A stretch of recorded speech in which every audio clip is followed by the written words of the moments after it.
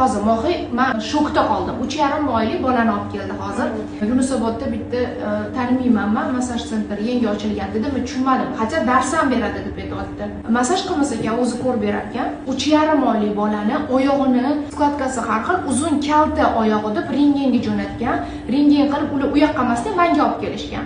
3,5 oylik bola o'zi golovka 4 oydan boshlab o'sadi-da. Lekin o'sha 3,5 oylik bolani golovkasi ham bor-da.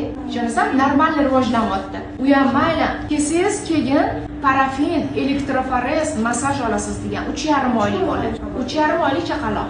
Elektroforezli ishinglar yo'q, bu yerda golovka ham o'syapti. Bolani o'zi tonusi bor, tonusda elektroforez qo'ymaydi dedim. Telefon qilib ular bilan gaplashdim. 3,5 oylik chaqaloqlarni yubormaylar desam, men o'zim ham bilaman.